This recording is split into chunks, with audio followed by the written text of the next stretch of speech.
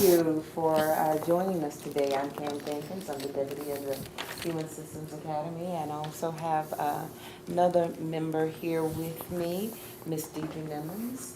And so we're excited about having you all here this morning. Our speaker this morning is Dr. Andrew Abercrombie. And Dr. Abercrombie is the EVA scientist for the Biomedical Research and Environmental Sciences Division, as well as the lead of the EVA Physiology Laboratory. His research focuses on measurements and optimizations of operations and human performance in spacesuit and extreme exploration environments. Dr. Abercrombie has a master's in engineering from the University of Edinburgh and also a PhD in motor control from the University of Houston. Thank you. All right, thanks. Okay, good morning. Thanks all for coming. I've got about 42 slides here, so hopefully plenty of time for questions, and feel free to ask away as we go along. The way I've structured it is a few words, few slides up front on kind of big picture stuff. Why we use EVA analogs, the different varieties of analogs, depending on what your objectives are. The importance of matching your objectives with the right analog environment and the right hardware, and then having an assessment methodology that will ensure that you get out of your analog what you are hoping to get out of it. Then I'm just going to kind of run through like 10 different analog environments, which, and of course analog is a broad term, means a lot of different things. Sometimes it means different things to different people. I'm interpreting it here and talking about analogs in kind of the broad sense.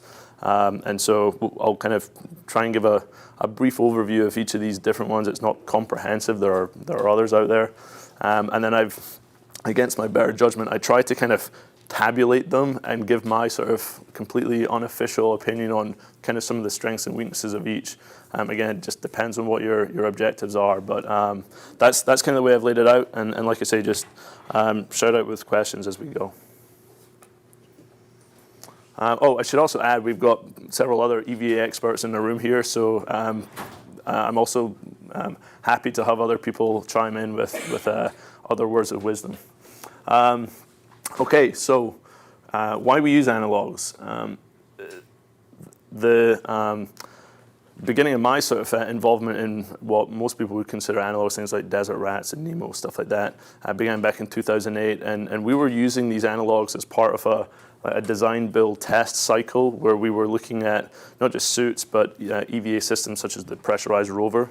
And test environments and analog tests are a great way to kind of take the conversation out of conference rooms and off computer screens and actually try and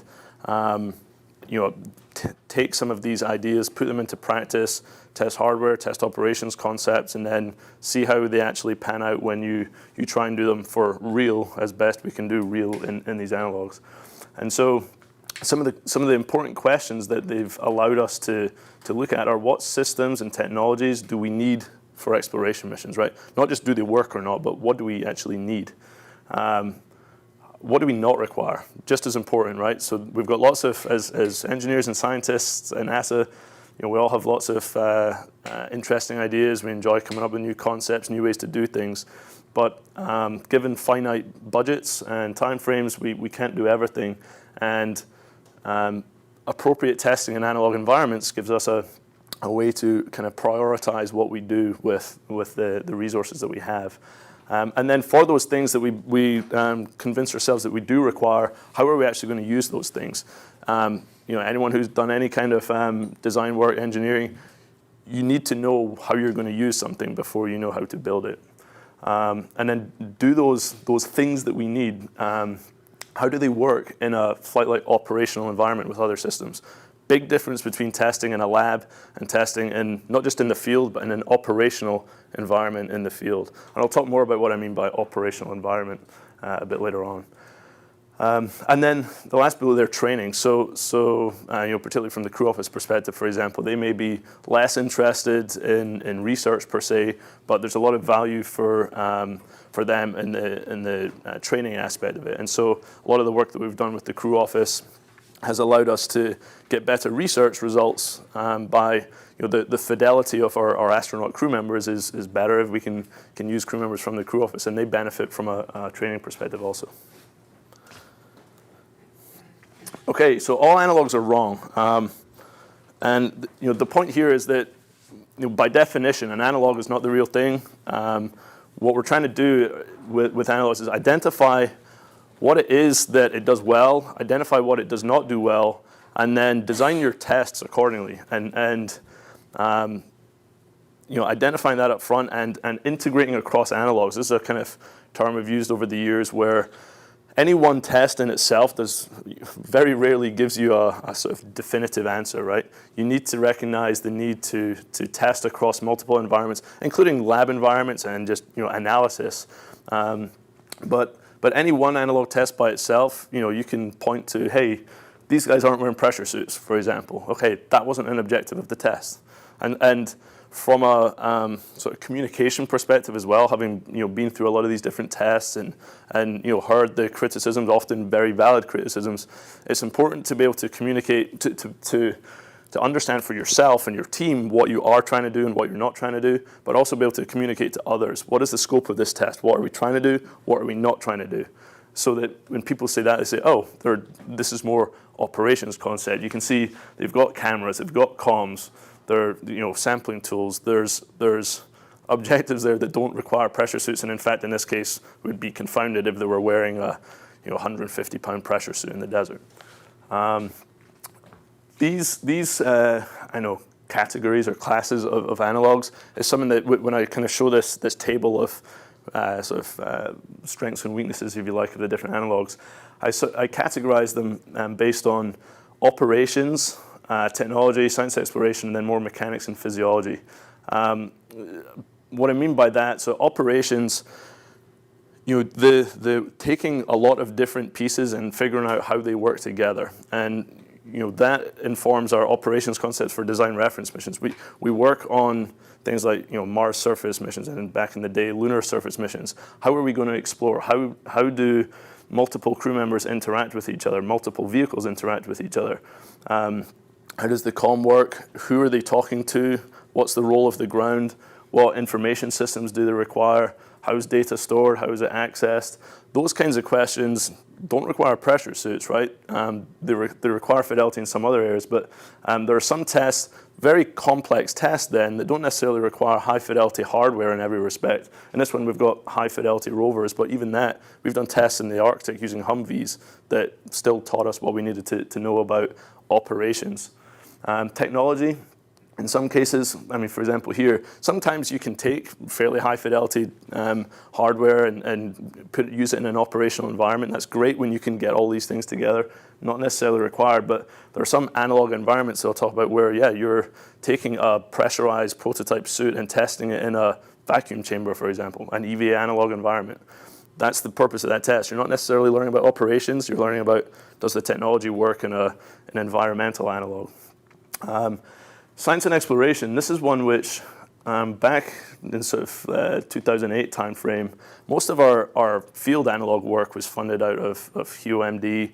The Science Mission Directorate, we were keen to get field scientists involved in these analog tests because that was important to understanding the operations, how we're going to use these spacesuits, these systems, how we're going to communicate. Hopefully most of what we do in exploration missions is science and exploration. So we wanted to involve that community in our analog testing.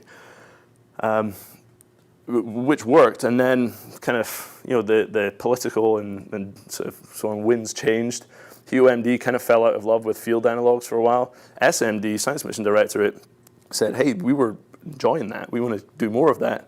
And so they're now actually funding a lot of the work. And what they're doing better, I would say, is that whereas in the previous versions, we kind of did science sort of, we in some ways contrived the science. We were doing real science operations, but it wasn't actually kind of peer-reviewed science. They weren't publishing papers on the geological features of Black Point lava flow in Arizona, for example. SMD, they require publishable, peer-reviewed kind of research, planetary science, astrobiology, and so on. And then we kind of layer in the exploration and engineering and operations to where they're doing their peer-reviewed science in a way that teaches us about engineering and operations and technology and the other things that we care about as maybe not necessarily planetary scientists. And so I'll talk about a couple of examples of those analogs. And then the last one here, the mechanics and physiology.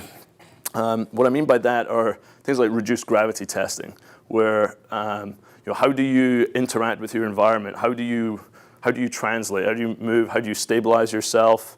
What's your body's physiological response to being in an EVA suit at reduced pressure at high % oxygen and doing that multiple times?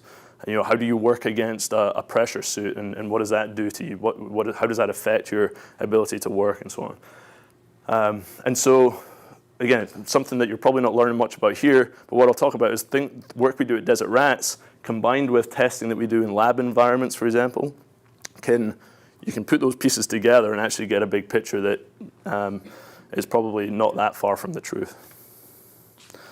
And then down here, this is probably hard for you to read.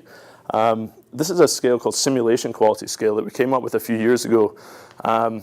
Part of working with these other disciplines and in these different environments and having all these different objectives, in some cases you've got to recognize that, hey, even though we hoped to achieve a kind of sufficient level of fidelity with respect to operations, for example, sometimes things don't work as well as planned and you can't really draw meaningful conclusions from your test.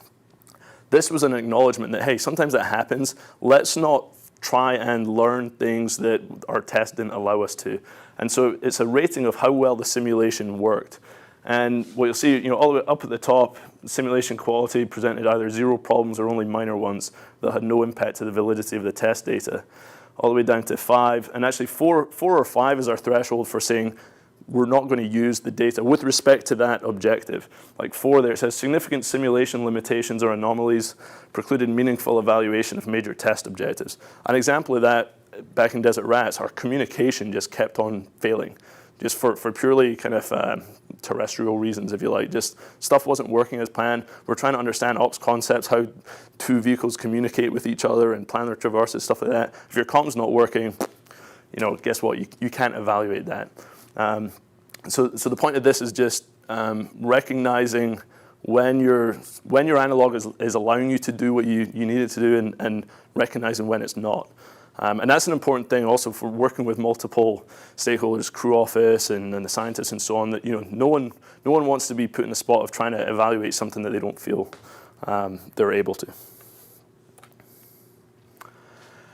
Okay, assessment methodology, this is a crack actually, but the important part of these analog tests, and one of the criticisms in the past, including a criticism I made myself, is that sometimes these analog tests, they look and feel kind of like space exploration, but it's not always well defined what specifically they are trying to assess and what the product of that is. And so in our EV analog work, we always very explicitly define the objectives and how we're going to measure them, right? Talking to a room full of scientists and engineers, that should be fairly obvious. But we're also trying to design our test to where it's not it's not just an academic exercise. We're trying to inform specific questions, specific architectural questions or specific engineering questions we have. For example, in the development of the rover, we're like, hey, when we get back from the desert, we're going to start work on the next generation of this rover. And so we have specific things that we need to know in order to inform that design. And so our assessment methodology focused on those things. We knew what we were trying to learn from it, and so we designed our test accordingly. They inform things like design reference missions, the whole, hey, this HOPS-CON worked way better than that one. We should probably baseline that in the design reference mission, and inform subsequent design iterations, and then prioritizing investments. Like, for example, one of the early versions of the rover, pressurized rover, had this like little bubble window thing on the front that you might have seen. It was one of those ideas that, hey, that would be cool. Maybe it could actually just be a spacesuit helmet that allows the astronaut to get their nose close to the ground, stuff like that. Fun idea, ended up, based on all the data that we collected, wasn't that useful, so just get rid of it. That's a kind of pretty simple example, but the same philosophy can apply to entire vehicles, right? We've compared using vehicles versus not using certain vehicles and stuff like that, having a 4th crew member versus just having 3 crew members. These can be big picture or much smaller kind of prioritizations. And the point I was making earlier is that you can take data from lab testing. This is suited testing in reduced gravity on pogo, and at a range of different speeds, ambulation, metabolic cost, and then you can combine that with data from desert environments, for example, where they're not wearing pressure suits. They're in 1G, but you can say, okay, had they done those traverses in lunar gravity, this is what the metabolic cost would have been. This is how much consumables they would have used, and you can start putting together that big picture of like the consumables cost of that traverse, for example. Yeah. And then these two rating scales are at the core of much of what we do. Our assessment methodology has changed over the years. We started off trying to do a lot more. The goal was objective measures, right, which distinguish between these different approaches that we're trying, particularly if we're comparing different operations concepts. The nature of analog work, as with a lot of the work we do in NASA, right, is small n. You don't have the benefit of doing multiple repetitions on these things, and then there's a lot of kind of noise and variability in your data. COM doesn't work one day, for example, right? You've just lost 20% of your data or something. And so it was hard to defensively kind of compare these conditions with such a small amount of data with high variability. And oftentimes when you did look at it, whether or not it was kind of significant or not, it didn't necessarily capture the lessons that we as a sort of community felt that we learned. And so we've kind of, over time, we still try and get objective metrics when we can, when we feel like they're meaningful.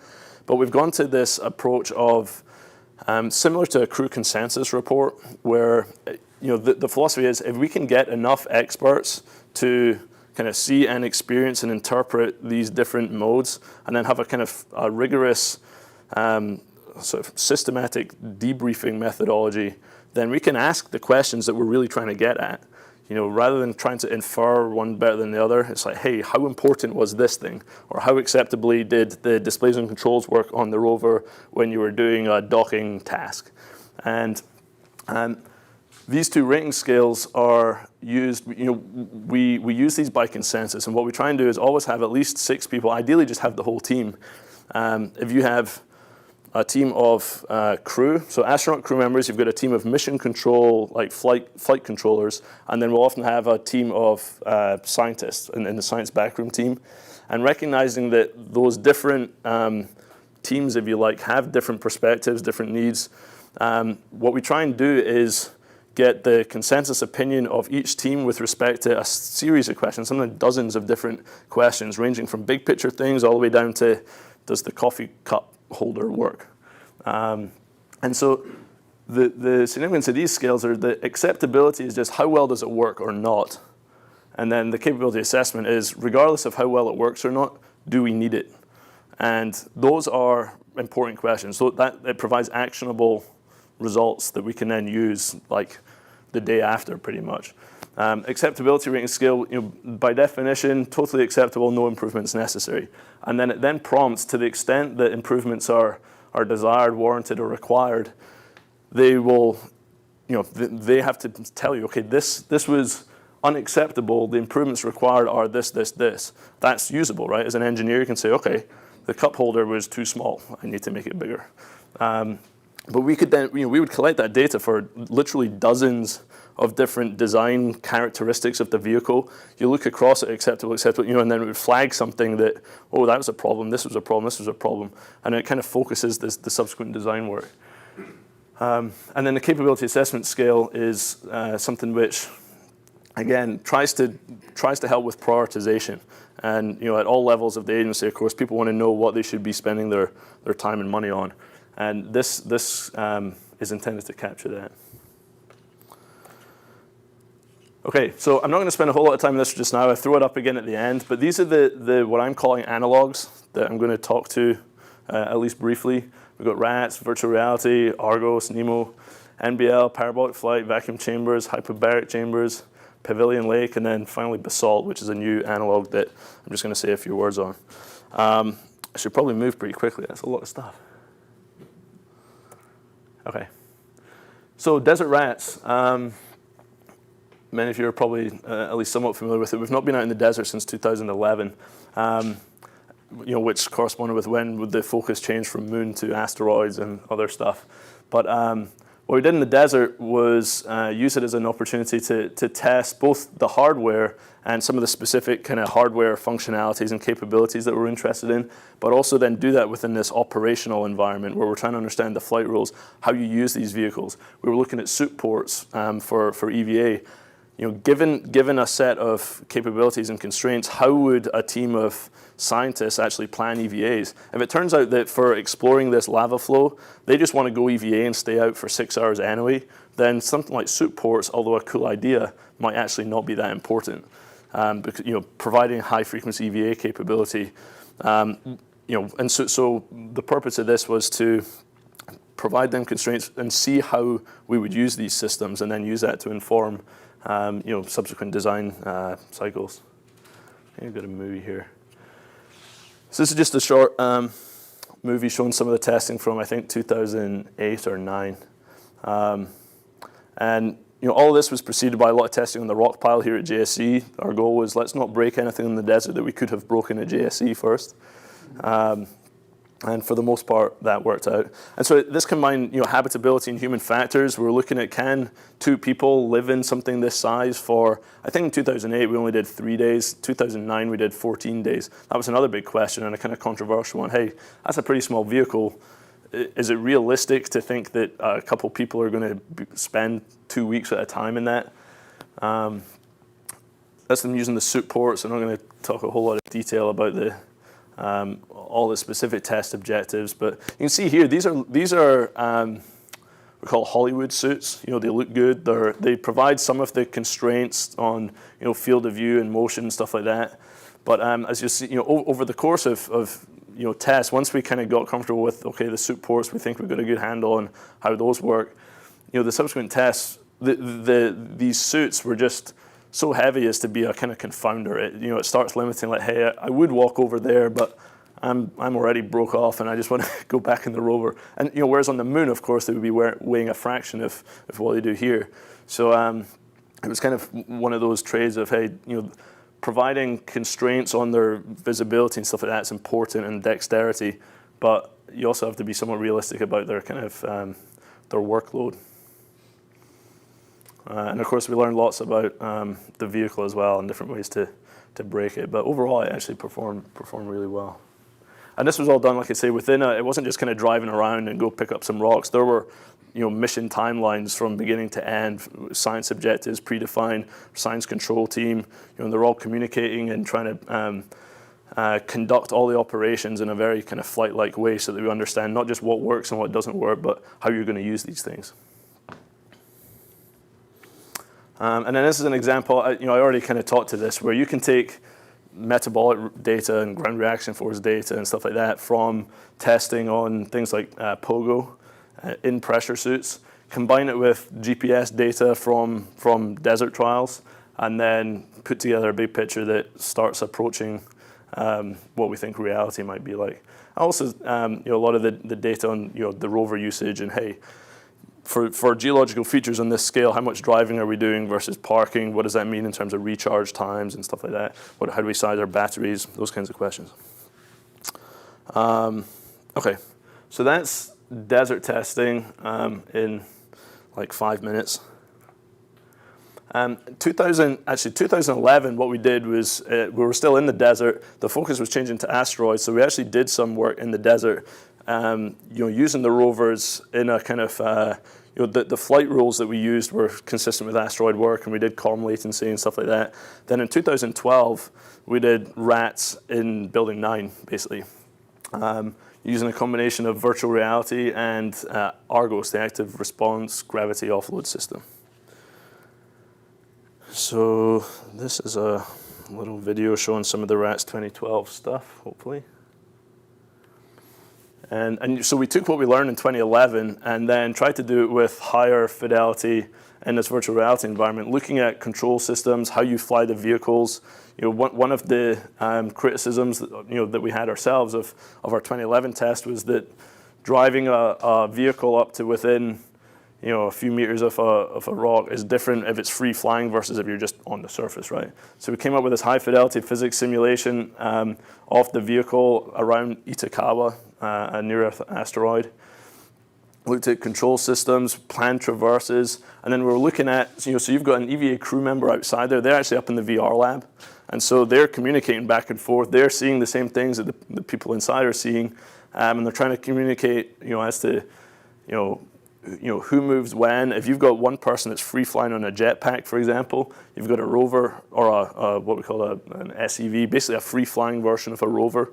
Then the flight rules for how those things work together without putting each other in danger or pluming each other, stuff like that, get pretty complicated.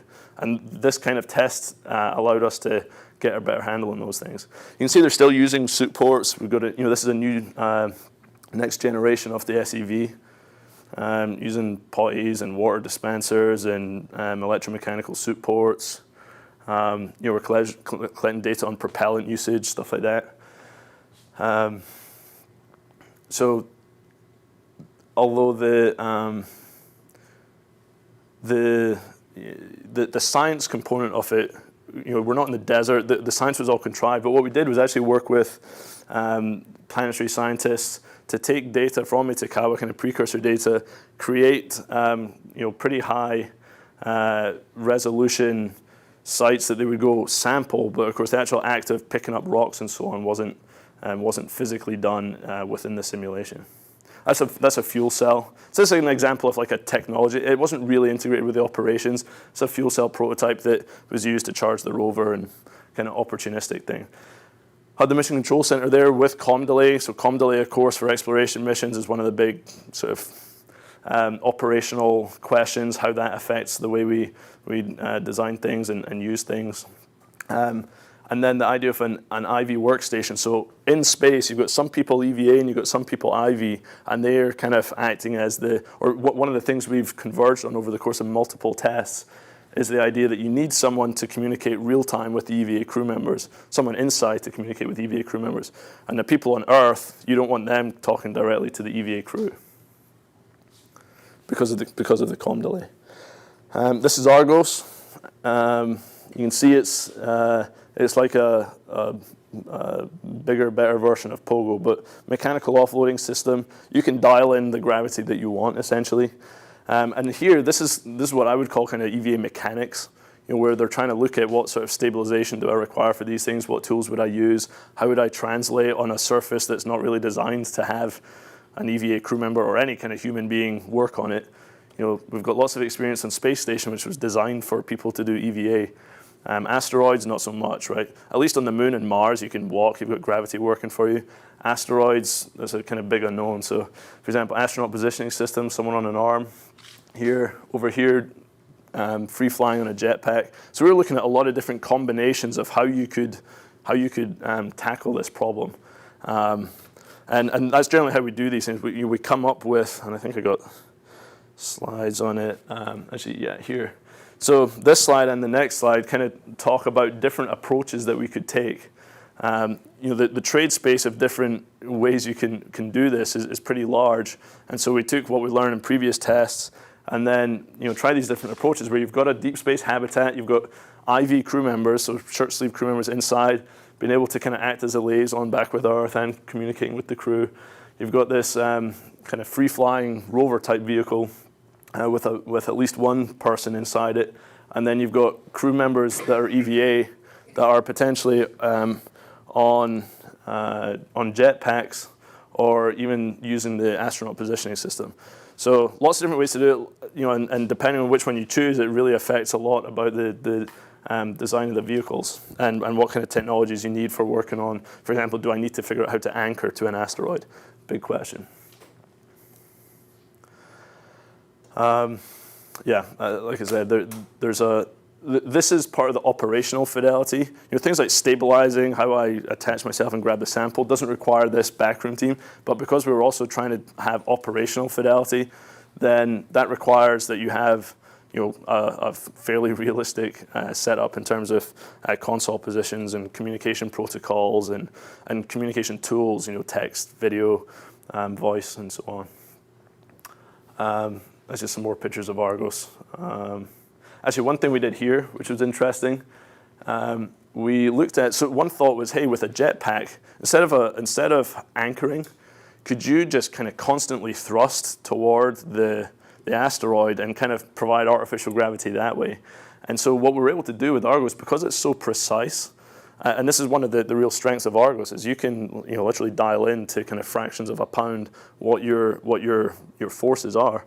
And so we kind of incrementally increased the constant thrust force, if you like, to where that drilling tool with, I want to say 2.2 pounds, basically one,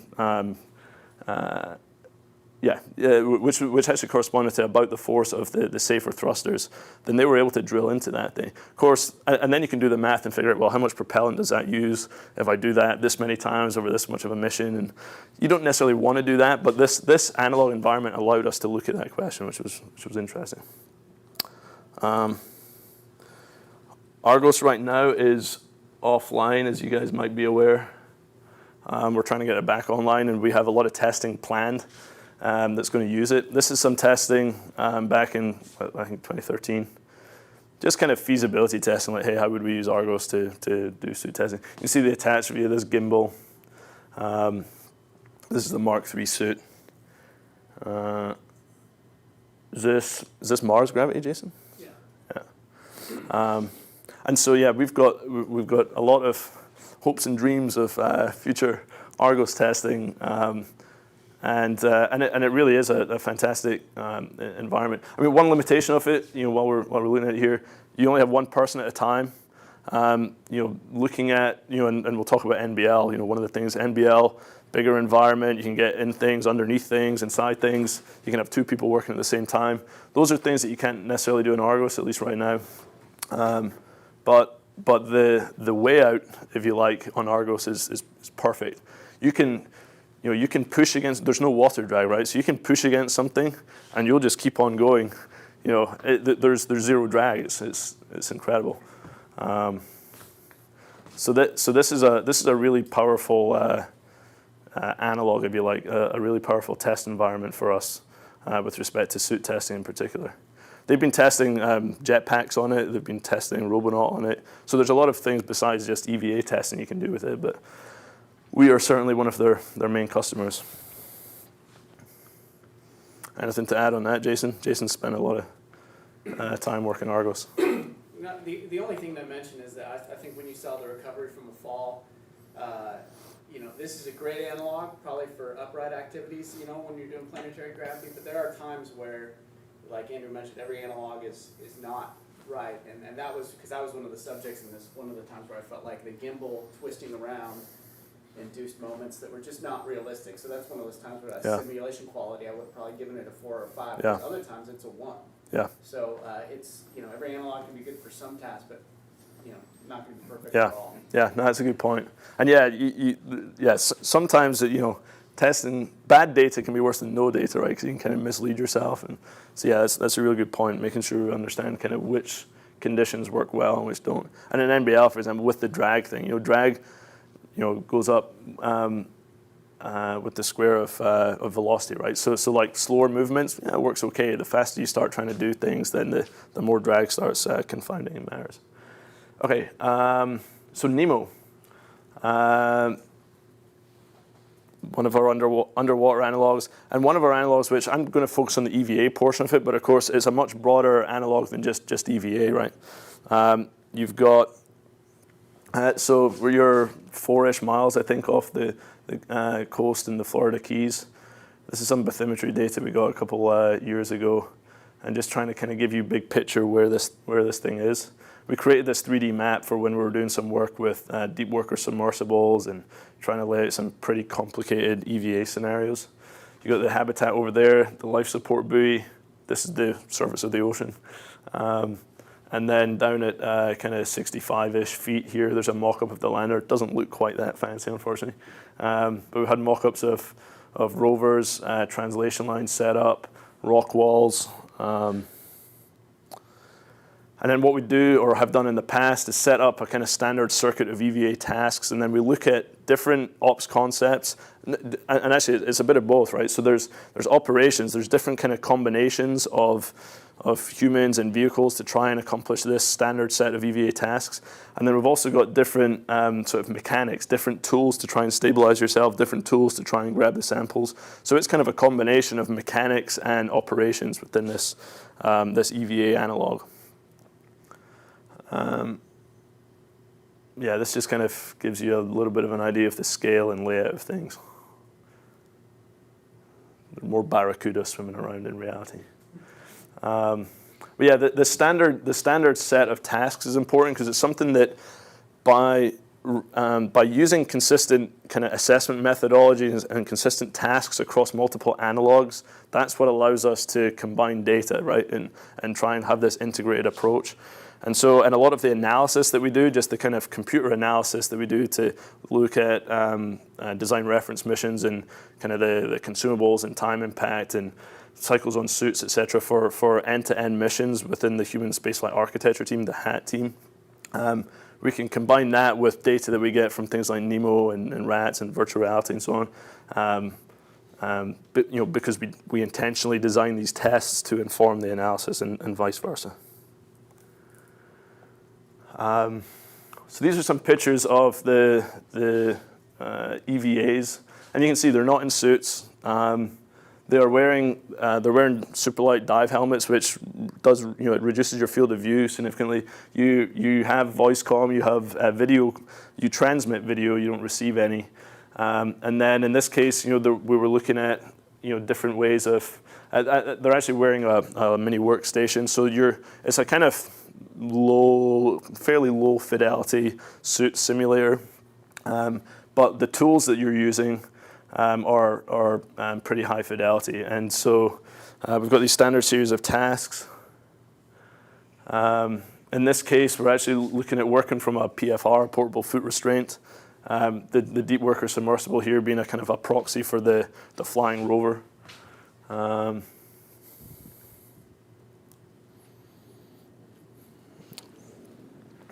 Here's a video that gives you an idea. This was part of our starting back in 2006 or 7 when we started the CG. Yeah, back in the days of the EVA Physiology Systems and Performance Project, EPSP. A standard set of tasks, actually, you know, like shoveling, fall and recover, climbing a ladder, you know, ambulation, going up and down a ramp. Standard set of tasks which we then used in these other environments like parabolic flight and pogo and so on.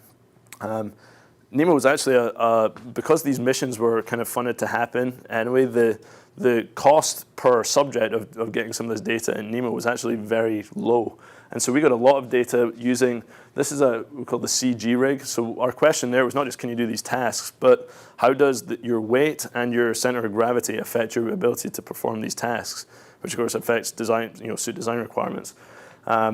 Because what we'd learn from Apollo is that, or at least you know, anecdotally, you know, the weight of the suit, a lighter suit on the moon doesn't necessarily help because you've got very little ground reaction force as it is. The center of gravity of your suit is very important. And so we're trying to do, through a series of tests, look at those questions of mass, weight, CG, pressure, and look at how those kind of interact for different tasks. And so we got a lot of data from multiple NEMO missions using the CG rig where you could dial in different CG locations, and then you could add different amounts of weight to simulate lunar, you know, different weight suits on the moon and Mars. And then the science piece, NEMO is, you know, it's in the middle of a coral reef, it's in the middle of a national marine sanctuary, but so there are opportunities, and some missions more so than others have tried to kind of use the science operations side of it. In reality, I'm not aware of any studies that have been published on the marine science during a NEMO mission. I know they've published a lot of science that's been done at Conch Reef and around Aquarius, but that's a kind of potential strength in NEMO is that you can do some of that if you plan it appropriately. And you can see it is a very good operational analog. I guess I didn't really put any slides in on that, but because it's, you know, these are NEMO missions, right? And particularly in recent years, we've been doing it with communication delay. And so even the EVAs are also conducted with communication delay. You've got IV crew members talking to them, and then the communication with the ground, onshore is delayed. And we've done a lot of work on the different protocols and what works, what doesn't work, and assessing that from, again, the perspective of crew members versus mission control versus the science backroom team, and kind of incrementally getting closer to what we think is a kind of a good ops concept. And identifying the needs for software tools. I'll talk more about software tools at the end, but I guess the best way I could say is that the EVA, the NEMO as an EVA analog combines both the mechanics of EVA and the operations in a pretty good way in most cases. Okay, NBL. So this is also the CG rig. So this is kind of doing the same stuff as you just saw in the NEMO video. Good viz, no current. There's some things at the NBL that you don't get at NEMO. This is all still unsuited, of course. And this was back in 2006, 7, 8 timeframe as well, I think. And ability to measure some more things being in the NBL versus NEMO. But the NBL in general, obviously its primary use is as a training analog, right? But from our perspective, and we support that, we collect met rate data during that stuff. But from a more kind of exploration forward perspective, it offers some things that we don't get elsewhere. Like I mentioned before, you can get 2 people at a time working in a pretty large area. You can put large mock-ups of large spacecraft, in the pool there, and you can work on them simultaneously. And here, we're actually doing a kind of airlock type evaluation where you can get in and out of an airlock, and and you can be doing this for hours, right? So unlike parabolic flight where you're very limited time frames, unlike Argos where you can only get 1 person at a time and you can't really get underneath things. This offers a lot of benefits there. And then, of course, unlike NEMO, you're using actual suits, which adds a lot of benefit.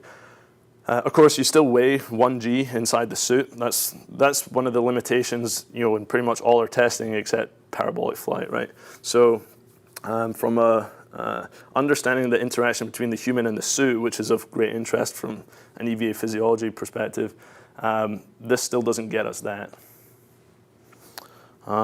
Here we're doing some partial gravity or asteroid testing. This is the modified ASIS for asteroid work. And actually in this one here, this was an NBL version of the habitable airlock, like one of the distant cousins of the pressurized rover, if you like. And we're looking at different configurations for using it as an airlock and for using it as a lander, a lunar lander.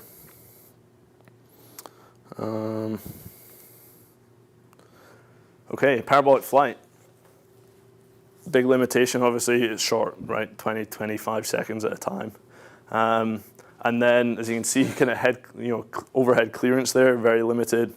And then I'm not even clear on what level of parabolic flight capability we have anymore. I know the Europeans still have it. Maybe you guys know better than I do, but it's very expensive. And then every 25 seconds you're having to lay down and get back up. And by the time you get back up and get back where you are, then you've got 10, 15 seconds. So the way that we've used that in the past is do most of our testing in these more affordable environments where you can spend longer on them and so on, and then try to kind of point validate certain conditions in the parabolic flight because you're just much more limited in how much time you have, both in terms of per parabola and just overall. Anything to add on that stuff, Jason? The main thing I'd add is volumetrically, I think we got really comfortable with parabolic flight in the microgravity environment. You could use the whole volume. You could lay down parallel to the floor or to the ceiling. In a planetary gravity environment where your feet have to be on the ground, you're now very much like the area in the spaceship to work with is significantly confined. So right. It's not just the time, I think it's the space. You need a nice big 747 or something like that. Both layers cleared out. And we can make use of that. Dear Santa Claus. The Russian plane, the Russians have a huge plane that is all gutted. And instead of doing several parabolas, they just do one at a time and they cycle. And Really? Yeah. It's huge. How long are their parabolas then? Like I don't know how long they are, but it's only one parabola per cycle. It's a huge flame inside. So wide open. Well, this is the environment where you test, like I said, in Argos, where you're trying to do a recovery from a fall. It's all confounded. This is the perfect environment to actually do that because you truly have all the right gravitational mechanics. It's a short task or something that you could really best assess in an environment like this. That's interesting about the Russian one. I didn't realize that. See if I can find this Yeah, information. I'd be interested to see that. So yeah, I mean, the Europeans, they're interested in working with us and suit stuff, of course, but if there are other options, then it'd be good to know about those. Okay. It's probably enough of Mike jumping around. Okay, vacuum chamber. So again, maybe not traditionally an EVA analog, as some people might think of it, but of course it's an important test environment for EVA. Gives us things that we don't get anywhere else. And this example here, so suit ports, for those of you who are not that familiar with them, the concept there is that your suit is attached to the bulkhead of a vehicle. The outside of the suit is exposed to the vacuum of space. The inside is at cabin pressure at 8.2 psi. You open a hatch on the vehicle bulkhead. You then open the hatch on the suit. The bliss is a kind of swinging bliss, and then you climb in the back of your suit and close both of those hatches behind you. So while you're doing that, of course, the suit itself is at 8 psi delta. And then, so very rigid, right? And then, you close those hatches so that you don't empty the cabin behind you.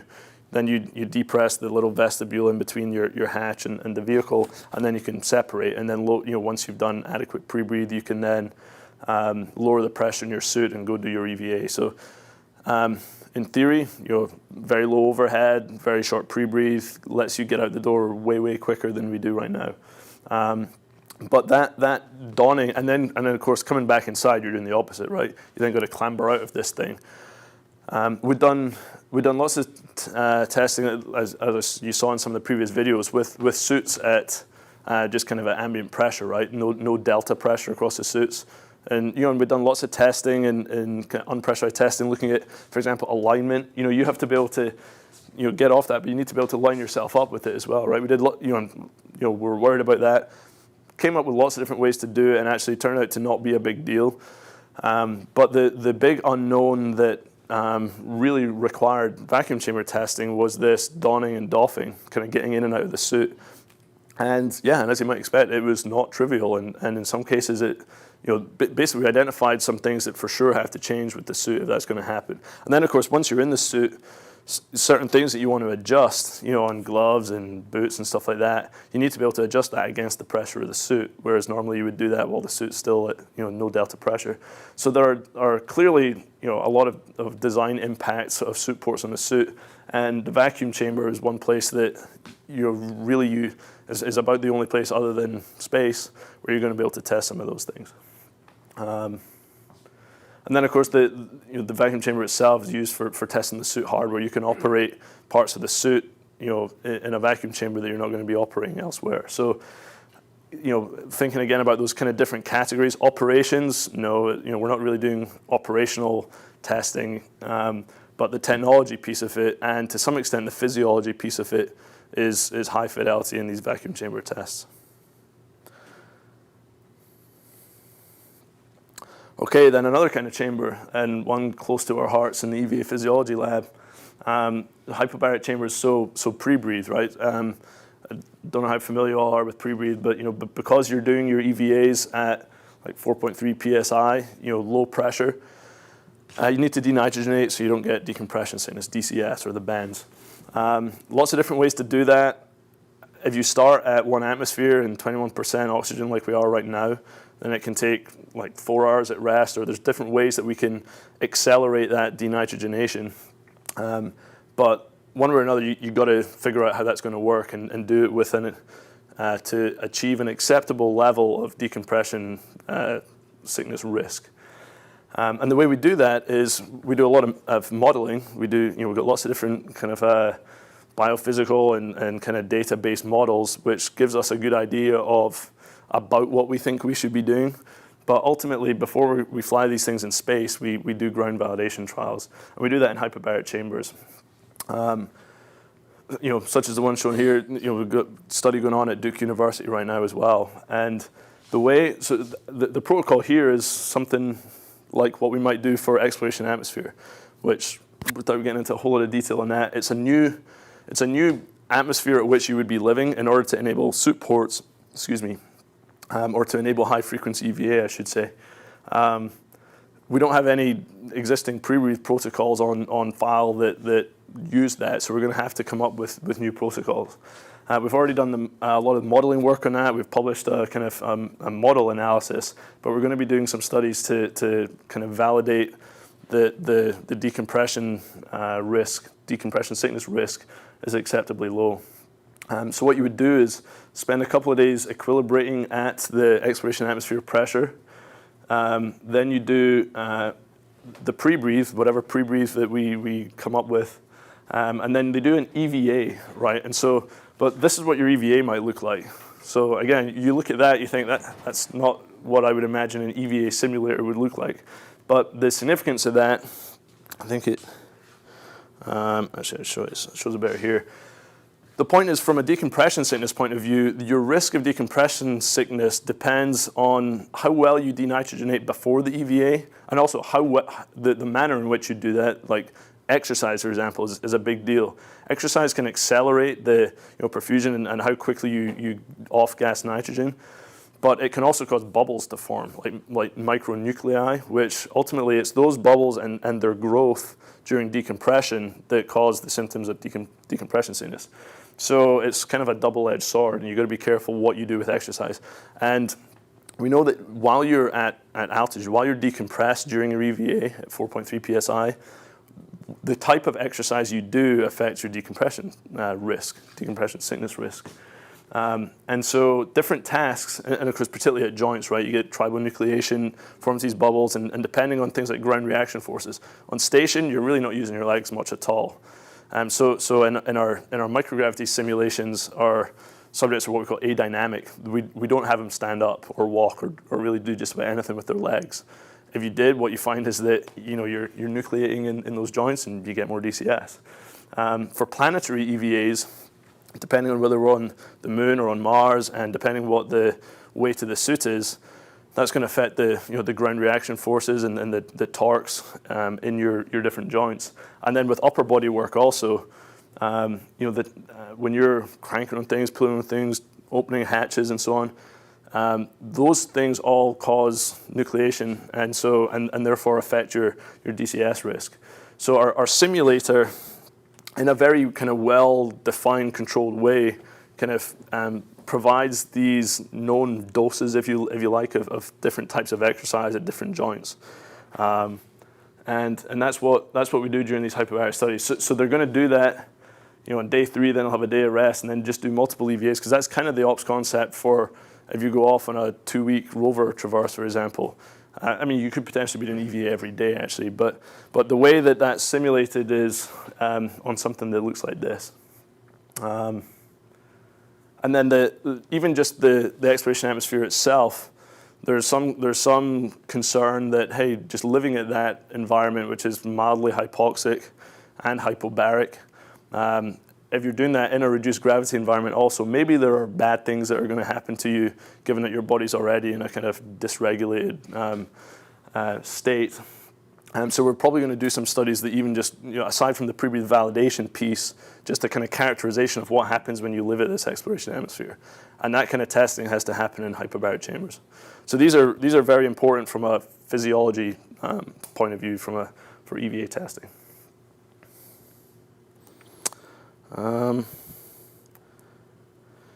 Okay, Pavilion Lake. This is one of the probably lesser known analogs that we've been using since like 2008 or so. We use these deep worker single person submersibles, actually a pair of them, combined with scuba divers to explore a lake in British Columbia called Pavilion Lake, which is filled with these things which are called microbialites. And these are rocks that are biologically precipitated. Basically, because the chemistry in this lake is really weird, the bacteria are almost kind of left to their own devices. That only happens in like very early Earth history.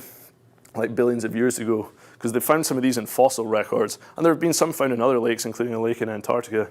But the purpose of this study is, as I mentioned, a science mission directorate kind of approach where it's first and foremost a science field expedition. If they did no EVA type research at all, that would be just fine by many people. They're trying to understand, why these form here, why they form in different shapes at different depths. With a view to, it's astrobiology research, and part of the thought is, hey, these are some of the earliest fossils of these are some of the earliest record of life on Earth. Hey, maybe on Mars, for example, where they also had water at some point, we're pretty sure maybe something similar at one point developed on Mars, fossils of which might conceivably remain. That's part of the sort of the link from a kind of NASA side. But from our perspective, the science is interesting, but we're interested in exploring in a challenging, extreme environment with a finite amount of time, with a combination of robots, with ROVs and AUVs, and humans doing kind of recon, doing traverse planning, doing sampling, trying to do follow-up sampling, and trying to do all this with a kind of aggressive timeline. And what kind of tools do you use to make sure that you're as productive as possible during this kind of intensive short field study? And that's been the focus of our interest there. And one of the main products this is actually Steve Squires, who's the PI of the Mars Exploration Rovers. He's been working with us on this also. One of the main products that we've gotten from it is something we call XGDS, Exploration Ground Data Systems. So it's a software tool. It's actually a kind of suite of software capabilities that has evolved over multiple tests, where we evaluate it, then at the end of it, we kind of assess, hey, what worked, what didn't work, what do we need, what do we not need, using the rating scales that I mentioned. That then informs a subsequent design iteration, which we then test the next year, and so on. And what it does is take the huge amount of data that's been collected over multiple expeditions to Pavilion Lake, bathymetry data, water chemistry data, sample data, tons of video and audio notes, and then pull it together in a kind of usable format, and then make it accessible and searchable to where you can plan different traverses. You can use it during the execution of traverses. You curate your data, and then when we first started going there, it took them 6 months to pull together the data from a submersible dive to where they could actually look at it and say, oh, hey, we should go back there. And then over the course of several years, we got that down to where it's now happening in more or less real time.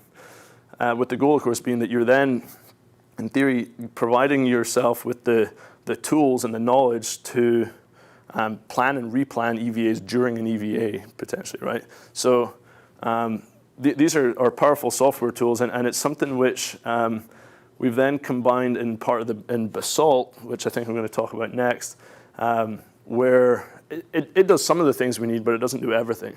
But it's a tangible product that has been coming out of this EVA analog environment for us that we've then been using elsewhere. For example, NEMO, we used it a couple of years ago. But it's the software tool itself affects how we do EVA. It affects our EVA operations concepts, and we're, again, interested not just in spacesuits, but how we're going to do EVA in general.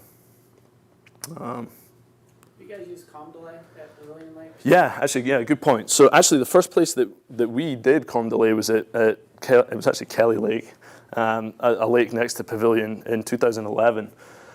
Actually, even before that, we did it on a telecon. We had a telecon with a planning one, and we work with the guys out at KSC who've provided kind of comm and infrastructure logistics support for a lot of our analogs over the years. And so just on one telecon, just to kind of see what would happen, they put in like a 20-second comm delay. And of course, immediate just disaster.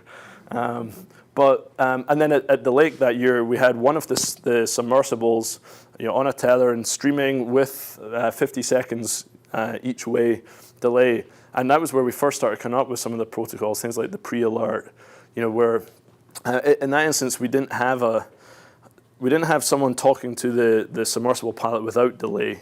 So it was like they were in space by themselves, and then someone talking to them directly by voice. And so they're in the middle of doing something, and flying these subs is pretty kind of high workload. And so you're in the middle of trying to do something, and then they start asking you a question, because they don't know what you're doing when they start asking the question 50 seconds ago. And so it became a kind of an annoyance pretty quickly. So, or then if they were trying to communicate data like numbers or a coordinate or something like that, it's like, hey, you want to give them a heads up, give them a kind of 5-second warning or something that, message in 5 seconds so they can finish what they're doing, or message with numbers in 5 seconds so they can grab a pen and write down the numbers or something like that. But that was our early kind of learning process there. And we took some of what we learned and took it to rats in 2011. And since then have been using a much broader range of communication tools and protocols and so on.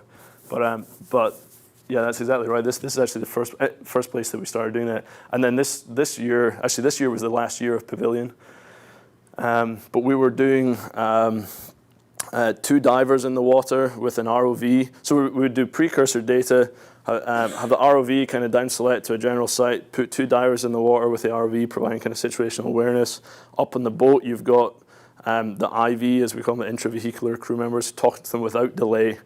They're using XGDS, this software system, to kind of guide, plan, and then to communicate with the science backroom team on the shore, which has we actually had 5-minute delay at the lake this year. And so they're executing dives and planning, replanning, doing real science, real sampling. Like those scientists got mad if you did not get the right stuff, I promise you.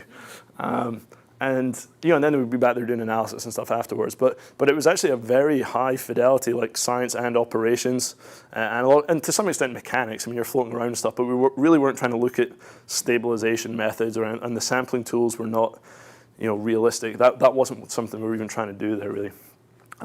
But we learned a lot from that.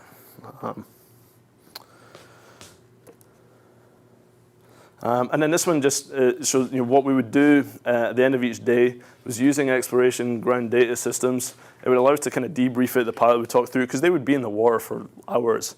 And during those hours of flying around, they might see 4 or 5 minutes worth of actually really interesting stuff that you want to talk about that evening. And this allowed them to kind of prioritize, down select, and do these debriefs. And then we would do kind of assessment of it. And to begin with, we were trying to do this more somewhat objective, I guess, but trying to collect the metrics in a way that we compared the productivity of different approaches and with and without delay and stuff like that. Over the course of a couple of years, we just evolved to use the metrics, the kind of rating system that I showed you at the start. Okay, so then I think the last analog I want to talk about is basalt. So this is a proposal that Darlene Lim, who was the PI of Pavilion Lake, she and I wrote a proposal to Science Mission Directorate 6 or 9 months ago or something like that, which was accepted. And so it's a 4-year project where we're going to be doing, think like what I just described for Pavilion Lake. We're going to be doing that, but in 2 different land environments. One is Craters of the Moon, Idaho, and one is on this active volcano in Hawaii.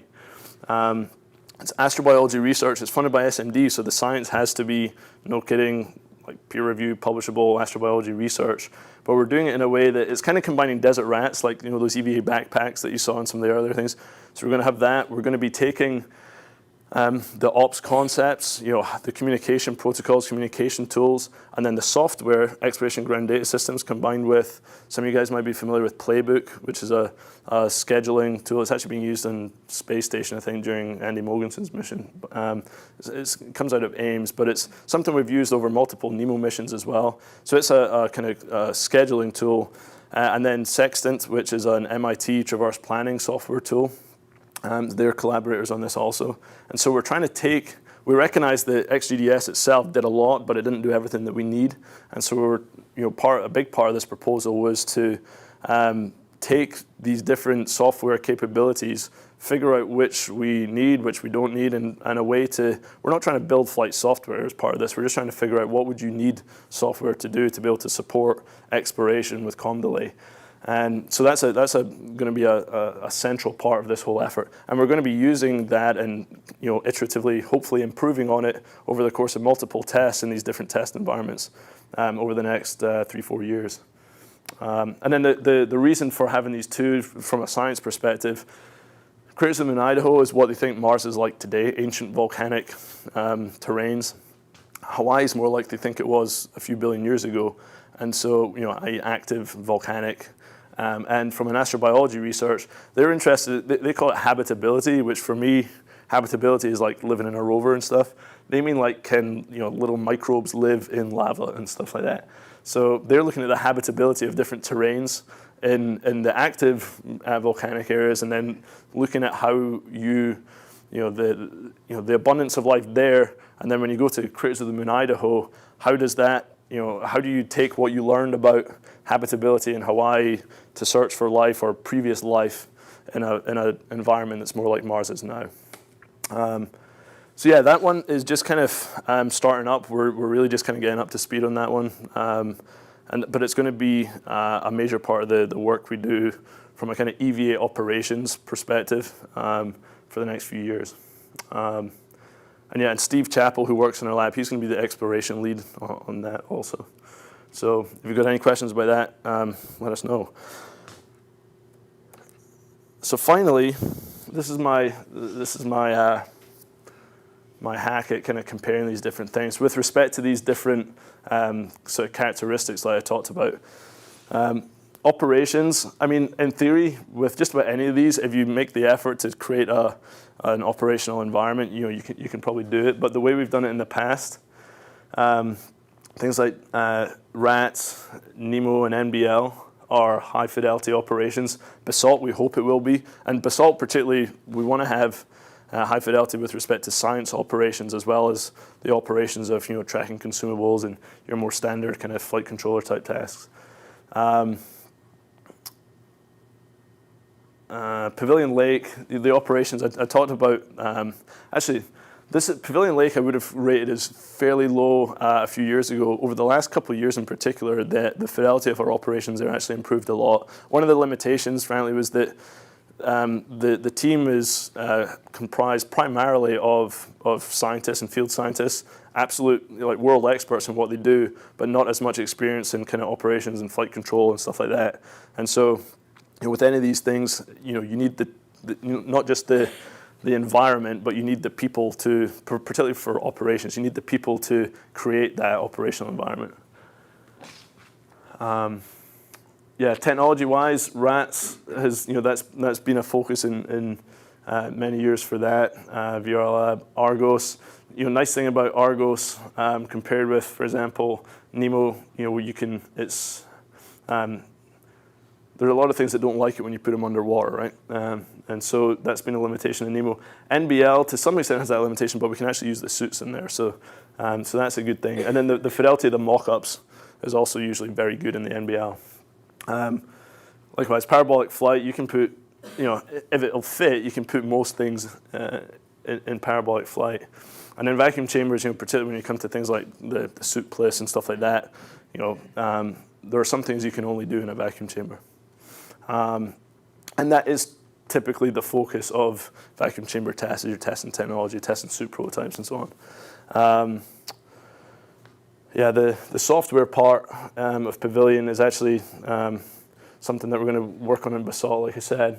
And then the science exploration piece, this basically just shows, RATS, that one, are pure scientists, if you like, kind of. They understood we're trying to do, or some of them understood we're trying to do science operations. We're not trying to do science. There's a difference, right? You can have high fidelity science operations. You're doing everything in a very realistic way, comparable to the way you think you would actually explore scientifically on the moon. You can do all that while already knowing really the geology of this lava flow, for example. But at Basalt and at Pavilion Lake, those, from a kind of SMD perspective, they like those kinds of things because, first and foremost, they're getting good science, and then we're layering on this other stuff to get smarter about that also. And then from a kind of mechanics and physiology point of view, like I say, in a couple of these things, I say they inform other tests, by which I mean, the amount of translation we do, the scale of the exploration going on, and how often we're collecting samples, stuff like that. That's important. We need to know those things. The mechanics and the metabolic cost of them doing it in the desert isn't necessarily meaningful. But when we combine it with data from other environments, then it paints a bigger picture. The 1G inside the suit thing, like I say, parabolic flight is the only one where the human inside the suit is at the appropriate gravity level for whatever you're testing. That's a big deal. And so there are some things that we really want to preserve parabolic flight capability for. And we're going to continue to look at all options to do testing in that environment as part of a broader kind of integrated approach that uses these other environments. In the water, drag is a problem. At NEMO, you do get current sometimes, but it's usually not a big deal. Vacuum chambers. The pre-breathe component of it is somewhat realistic. You're working at the actual pressure that you'll work at during an EVA, but that's typically not the main focus of those tests. That is the main focus of the hypobaric chamber tests. That's the only place that we can do the DCS type research. So I think I've just got a couple slides of publications, which you're not going to be able to read from where you are. But the point is, we document this stuff. We publish it. It's been a criticism over the years. It's like, hey, where can I read this stuff? Why don't you publish it? We do. I don't know if these slides are made available to folks, or feel free to email me if you want to get copies of this stuff. But journal articles, tech reports, conference papers, conference presentations. So, there's a ton of stuff out there. We document it. Like I say, the goal is to have actionable data that we then immediately incorporate into our next test or our next design cycle, but recognizing that sometimes those things kind of reach an end point and people move on. We've also tried very hard to document it for posterity so that if and when we revisit some of these things a few years from now, we don't start off back at the beginning. That's all I got, I guess. Any other questions?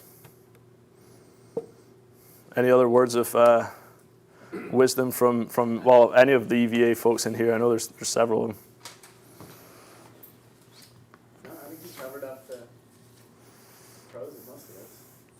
Yeah, and like I say, it all depends on what your objectives are, and that's the kind of main point I try and drive home. Like the UH lecture series as well. Just figure out what you're trying to do with your test, and then match your hardware and your environment with those objectives and your assessment methodology. Okay.